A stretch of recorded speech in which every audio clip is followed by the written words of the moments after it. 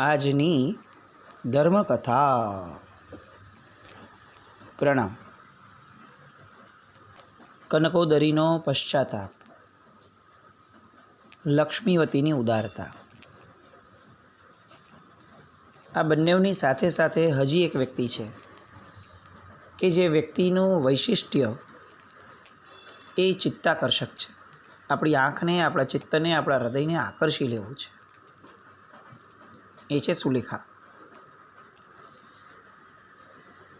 સુલેખાનું હૃદય અત્યારે પશ્ચાતાપની આગમાં બળી રહ્યું છે, કારણ કે પોતે જે પાપ કર્યું હતું અને જેની સાથે કર્યું હતું એ વ્યક્તિ પશ્ચાતાપથી શુદ્ધ થઈ ગઈ છે, પણ પોતે હજી એને એક્સપ્રેસ નથી કર્યું. લોકોને એમ જ લાગે છે અત્યાર સુધી કે કનકોદરી જ પાપ કર્યો છે, એણે જ. પણ સુલેખાએ એ પોતાની જાતનું કન્ફેશન, એનો હૃદયનો પોતાનો આ વિલાપ કે ભાઈ હું પણ આ પાપમાં સંમિલિત હતી, એ વ્યક્ત કરવાનું બાકી છે. પ્રસંગો એવી રીતે બધા થઈ રહ્યા હતા કે એમાં એને કોઈ વ્યક્ત કરવાની તક જ નહોતી મળી. રાત્રિનો સમય થઈ ગયો છે. હૃદયની અંદરમાં જ્યારે ભગવાન જાગી જાય ત્યારે એ જે લોક સંજ્ઞા છે કે લોકો શું વિચારશે, લોકોમાં કેવું લાગશે, મારું લોકમાં નામ બગડશે તો શું, એ સંજ્ઞાઓ બધી નિસ્તનાબૂદ થઈ જાય છે. વ્યક્તિ જ્યારે ધર્મના માર્ગ ઉપર ચાલવાનું શરૂ કરે ત્યારે અધર્મ કહી શકાય એવા તમામ તત્વો પ્રત્યેનો એનો પક્ષપાત એ ખતમ થઈ જવો જોઈએ, અથવા ખતમ થવાના માર્ગે જવો જોઈએ. અને વ્યક્તિ જ્યારે ધર્મના માર્ગ પરથી નિતાંત મોક્ષ માર્ગ ઉપર ચાલવાનો પ્રયત્ન શરૂ કરે, જેને અધ્યાત્મ કહીએ છીએ આપણે, ત્યારે એ અધ્યાત્મના માર્ગ ઉપર તો નાનામાં નાની ભૂલ પણ વિરાટ થઈને સામે દેખાય. કારણ કે એને ભૂલ વિનાના થવું છે, એને શુદ્ધ થવું છે. એક બાજુ ભૂલને ચલાવી રાખશે અને બીજી બાજુ ભૂલ વિનાના થવાનો પ્રયત્ન કરશે તો એ વિરોધાભાસ એને હાથમાં કંઈ જ નહીં આપે. સુલેખા નિર્ધાર કરે છે, મારે મારા ભૂલનો એકરાર કરવો છે. ક્યાં કરવો? તો કે લક્ષ્મીવતી પાસે. રાત્રિનો સમય છે ને છતાં પણ લક્ષ્મીવતીના મહેલમાં જાય છે.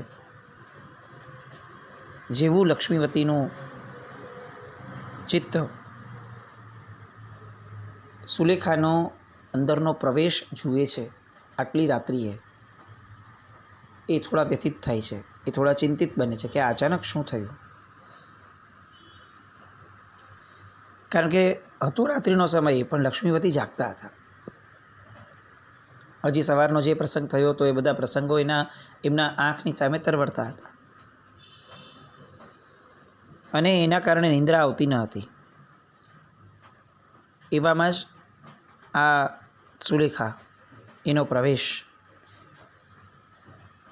અને તરત જ એનું આવી અને લક્ષ્મીવતીના હાથને પકડી અને સીધું ચોધાર આંસુએ રુદન કરવાનું એમણે શરૂ કર્યું. લક્ષ્મીવતી બે ચાર કેટલીક ક્ષણો ગયા પછી પૂછે છે કે અરે પણ આટલી વ્યથિત કેમ છે? શેનું રુદન છે આ? પીઠ ઉપર હાથ ફેરવે છે. અને ત્યારે સુલેખાનું રુદન ઓર વધે છે.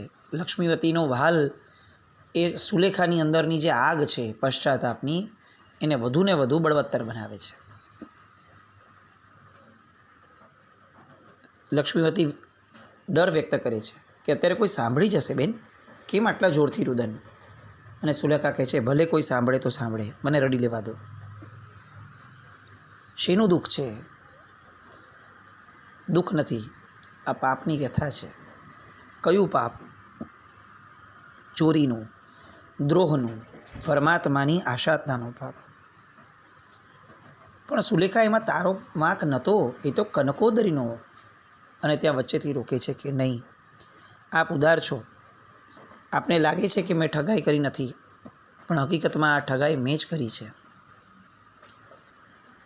કેવી રીતે? તો કે મેં સાથ ન આપ્યો હોત તો કનકોદરી ક્યારે પણ આ કાર્ય પૂરું ન કરી શક્યા હોત. અને આખી ઘટના કહે છે. અને છતાંય લક્ષ્મીવતી, જેણે કનકોદરીને સ્વીકારી લીધી છે, એ સુલેખાને કેમ ન સ્વીકારે? અને એટલે કહે છે કે જે બનવા કાળ હતો એ બની ગયું, હવે એને કોણ મિથ્યા કરી શકે? મનુષ્ય જીવનમાં આવી બધી ભૂલો થતી હોય, એ ભૂલોને દૂર કરવા માટે પરમાત્માની ભક્તિ કરવી જોઈએ અને પરમાત્માનું શરણ સ્વીકારવું જોઈએ. એ જ ખરી એ ભૂલની પશ્ચાતાપની ધારા છે. નહીં, તમે મને મારા પાપનું પ્રાયશ્ચિત આપો, સુલેખા કહે છે કે મારે પ્રાયશ્ચિત ન આપવાનું હોય ગાંડી, એક કામ કર, ચાલ, તને એવું લાગે છે ને તો આવતીકાલે સવારે આપણે સાધ્વીજી ભગવંતને ત્યાં જવાનું છે. એમની પાસે પ્રાયશ્ચિત લઈ લેજે અને શુદ્ધ થઈ જજે. અત્યારે તો બહુ મોડું થયું છે, ચાલ સૂઈ જા, અહીંયા જ સૂઈ જા. આજે સમય ગયો. દ્વારપાલે ટકોરા માર્યા અને ધીરેકથી દ્વારપાલે વિનંતી કરી કે આપણે સાધ્વીજી ભગવંત પાસે જે જવાનું છે એ માટે આપણે પ્રસ્થાન કરવાની પૂર્વ તૈયારી રૂપે આપણે જગાડવા આવ્યો છું. સુલેખા, કનકોદરી, લક્ષ્મીવતી અને રાજા અને પછીનો આખો રસાલો, આ બધા તૈયાર થયા. રથ તૈયાર થયો, રથની અંદરમાં આરૂઢ થયા અને એ રથ જે છે એ ત્યાંના નગરના સુનંદ નામના સાર્થવાહક કે જેમના ઉતારે આ ભગવતી સાધ્વીજી ભગવંતો ઉતર્યા હતા. એ બધી ચકાસણી થઈ ગઈ હતી કે સાધ્વીજી ભગવંત ક્યાં ઉતર્યા છે. રથ ત્યાં પહોંચ્યો અને એ જે અશ્વશાળા હતી કે જ્યાં મહાત્માઓ ઉતર્યા હતા એ અશ્વશાળામાં પહોંચ્યા. સાર્થવાએ તો ભાવભીનું સ્વાગત કર્યું, રાજાનો પરિવાર આવ્યો છે એટલે. પણ રાજાને અને આવનાર તમામને આજે સ્વાગતમાં રસ ન હતો. સ્વાધીજી ભગવંતને ભેટવા માટેની ઉતાવળ હતી. મત્થ એણ વંદામી કહી અને બધાએ પ્રવેશ કર્યો. એ સાધ્વીજી ભગવંતનું નામ આર્યા જયશ્રી. ધર્મલાભ કહી અને બધાને આશીર્વાદ અપાયા. બધાએ વંદના કરી, સુખ અને શાતાની પૃચ્છા કરી અને રાજન અહીંયાથી શરૂ કરે છે કે સાહેબ, આપે મારા કુળ પર મહાન ઉપકાર કર્યો છે. અધોગતિના માર્ગે જતું અટકાવી અને ઉર્ધ્વગતિ તરફ આવે મારા આખા કુળને દોર્યું છે. શ્રમણી ભગવંતોનો વિનય કેવો હોય, વિવેક કેવો હોય! તરત જ એ લોકો સામે જવાબ આપે છે કે શ્રમણોપાસક રાજન, એમાં અમે શું ઉપકાર કર્યો? અમે તો અમારું કર્તવ્ય બજાવ્યું. દરેક આત્મા પોતપોતાની યોગ્યતા અનુસાર આગળ વધતો હોય અને પાપથી અટકતો પણ હોય છે. આ નિશ્ચિત ભવિતવ્યતા છે. અને તરત જ કનકોદરી પણ કહે છે કે એવું નહીં સાહેબ, અવિનય ક્ષમા કરજો, પણ જીવની યોગ્યતા ગમે તેટલી હોય એ યોગ્યતાને વિકસાવનાર આલંબન એ જો એને ન મળે ને તો યોગ્યતા એ એમને એમ પડી રહે, તદ અવસ્થા રહે. યોગ્યતાને નિખારનાર નિમિત્ત એ બહુ પ્રબળ કારણ છે. પણ સાધ્વીજી ભગવાન ક્યાંય પોતે ક્રેડિટ લેવા તૈયાર નથી. રાજન, તમારા હૃદયમાં રહેલો દેવગુરુ પ્રત્યેનો અવિહળ રાગ એ તમને આવી જે સમજણ આપે છે એ યથાર્થ છે. પણ આ બધું જ દેવગુરુ ધર્મની કૃપાથી થતું હોય છે.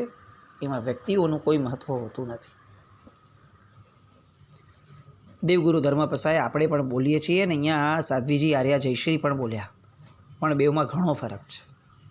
એ ફરક આપણે ચિંતવવાનો રહે કે આપણું વચન એ દેવગુરુ ધર્મ પસાય બોલે છે કે ખરેખર આપણું મન પણ દેવગુરુ ધર્મ પસાય જ બોલે છે. જે પણ થયું છે એ દેવગુરુ ધર્મની કૃપા એટલે કે પ્રસાદથી જ થયું છે.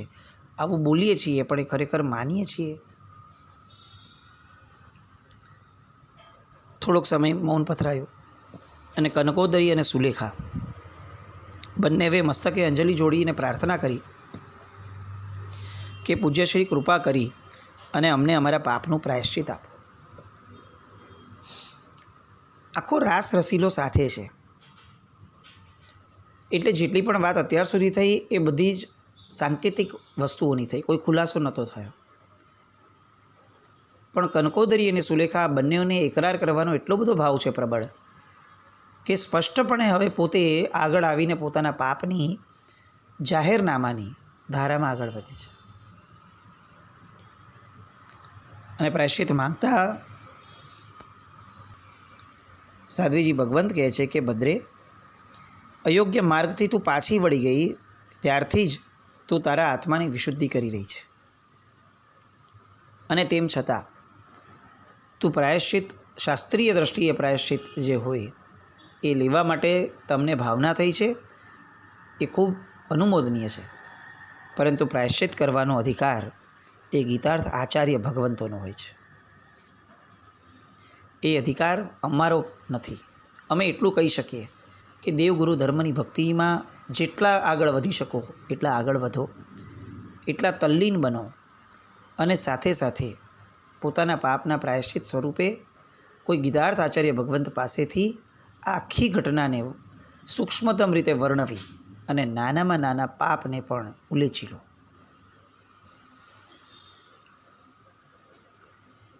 બંને સ્વીકારે છે, અને સ્વીકાર્યા પછીથી હાથ જોડી આખો રાસ રસીલો એમને કોઈ કામકાજની પૃચ્છા વગેરે કરી અને પોતાના રાજમહેલમાં આવે છે. આ આખી કથા અત્યાર સુધીની જે ચાલે છે, એકી ટશે અંજના સુંદરી અને વસંત તિલકા આ આખી ઘટનાને સાંભળે છે. અને અમિત ગતિ વિદ્યાધર મુનિ કે જે આખી કથા કહે છે, એ હવે જરાક અટક્યા, અને જ્યાં રસ હોય ને ત્યાં વિલંબ ન પાલવે. એટલે તરત જ વસંતા એ વિદ્યાધર મુનિને પૂછે છે કે પ્રભુ પછી શું થયું એ કહો ને. કારણ કે અત્યાર સુધી આ આખી કથાને કથા રૂપે સાંભળવામાં આવે છે. શા માટે આવી કથા કહે છે એ પણ બહુ ખબર નથી. એમણે તો સ્વસ્થ થવા માટે સહજપણે પૂછ્યું હતું કે પ્રભુ આ બધી અમારા દુઃખોનું કારણ શું, પણ આ દુઃખોને આ રૂપક કથા સાથે શું લાગે વળગે છે એ તો એમને હજી સુધી ખબર જ નથી. અને એટલી ધારામાં ને ધારામાં તરત પૂછે છે કે પછી કથામાં શું થયું. અને તરત જ એ વિદ્યાધર મુનિ એ વસંત તિલકાને જવાબ આપે છે કે પછી એ કનકોદરી અને સુલેખા એ બંનેવે ઉત્તમ શ્રાવિકા જીવન જીવવાનું શરૂ કર્યું.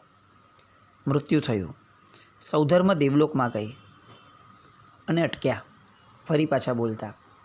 એટલે ફરી પાછું અંજનાએ પૂછ્યું કે પછી શું. અને ત્યારે એ વિદ્યાધર ચારણ મુનિષે પોતાના મુખમાંથી આખી કથાના અંતિમ નિષ્કર્ષ સાર રૂપે કહે છે કે ત્યાંથી કનકોદરીનો જીવ એ રાજા મહેન્દ્રની પુત્રી અંજના તરીકે પ્રગટ થયો, અને સુલેખાનો જીવ એ જ નગરની અંદરમાં વસંત તિલકા રૂપે પ્રગટ થયો. અને બંને સખીઓના મુખમાંથી હે આવો આશ્ચર્યનો ઉદ્ગાર નીકળી પડ્યો, અને બંને સ્તબ્ધ થઈ ગઈ, જાણે પૂતળું હોય એ રીતે એ લોકો કમ્પ્લીટલી સ્ટેગ્નન્ટ થઈ ગયા હોય, સ્થિર થઈ ગયા હોય એ રીતે ત્યાં અવાચક બનીને રહ્યા. વાચા જ પૂરી જાણે અટકી ગઈ છે, કારણ કે અત્યાર સુધી કથાને કથા રૂપે સાંભળી હતી. હવે કથાના પાત્રો એ અમે જ છીએ. આવું બધું જાણવામાં જેવું આવ્યું એવું તરત જ હૃદયમાંથી એક સ્તંભન આવી ગયું, કંપન આવી ગયું.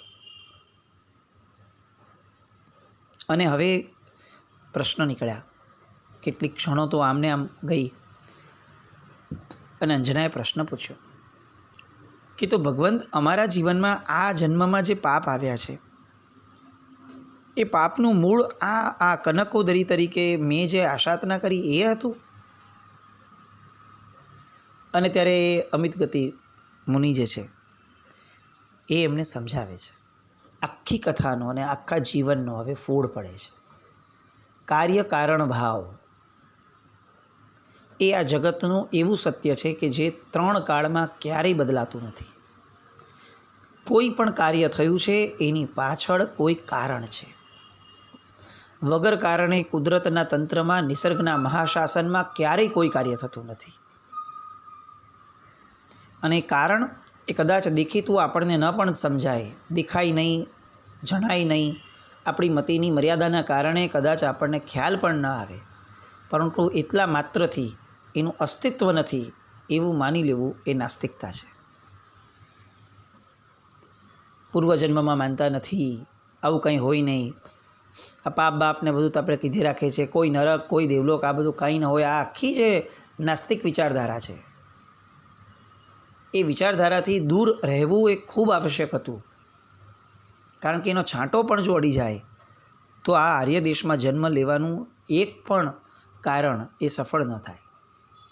આર્ય દેશ એવો જ હોય કે જે આર્યો જ વસતા હોય, જેમની વિચારધારા આર્ય જેવી જ હોય. આજે જૈન કુળમાં પણ આપણે કેટલાક એવા અનાર્ય જોઈએ છીએ કે જે વ્યક્તિઓને સ્પષ્ટપણે બોલવામાં કોઈ બાધ પણ નથી લાગતો કે હું આ બધામાં માનતો જ નથી. જે દેખાતું નથી એ કઈ રીતે સત્ય હોઈ શકે. પાશ્ચાત્ય વિચારસરણી, એ લોકોનો અભ્યાસ, આ બધું એક આખી એવી હવાને ફેલાવી ગયું કે જે હવાના કારણે આપણા મતિના આખાને આખા ભ્રમ એ વિકસિત થવા લાગ્યા.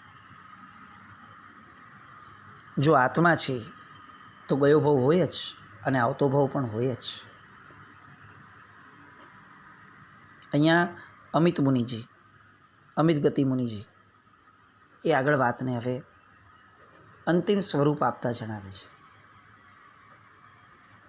કે તમે એ સમયે અંજના સુંદરી કનકોદરીના ભવની અંદરમાં જે અસાધારણ કહી શકાય એવું તીર્થંકર દેવની આશાતનાનું પાપ કર્યું.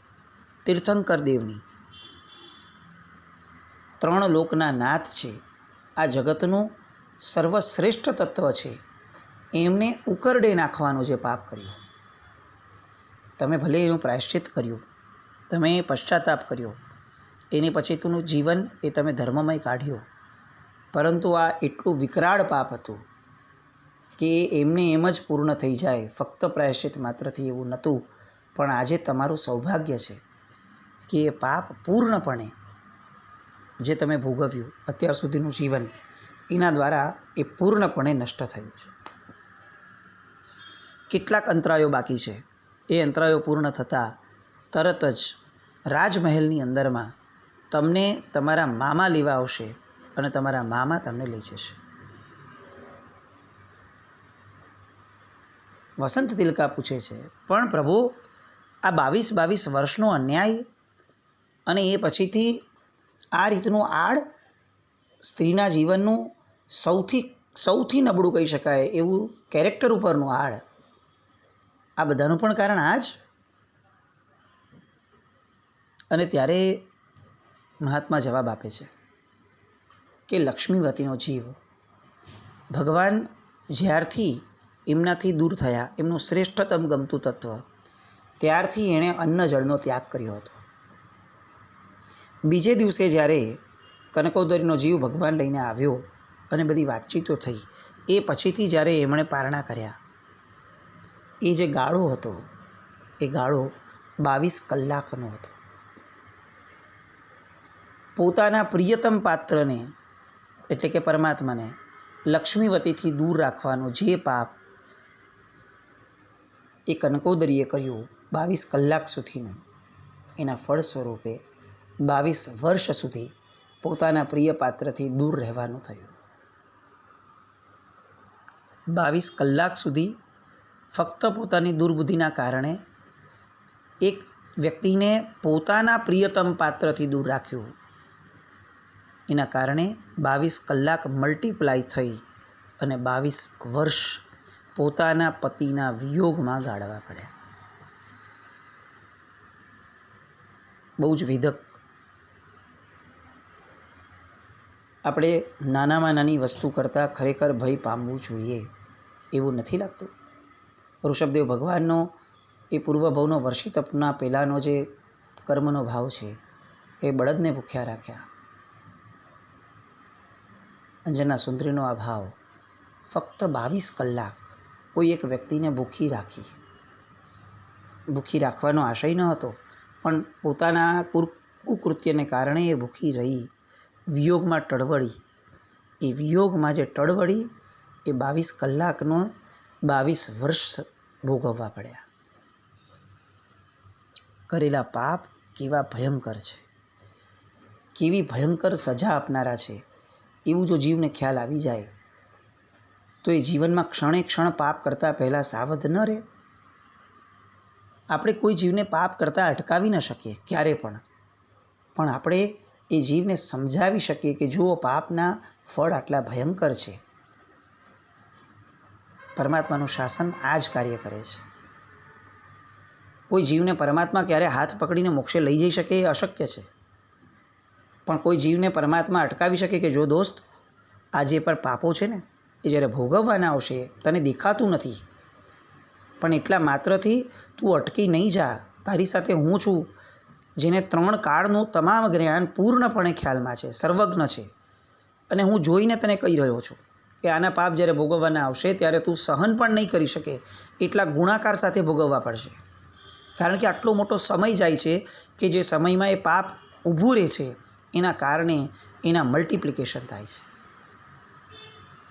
આજનું પાપ કરતાં અટક તો આવતીકાલે પાપનો એ ભાર છે એ સહન કરવા માટે જે ક્ષમતા ઊભી કરવી પડે છે એ ઊભી કરવાની જરૂર નહીં પડે.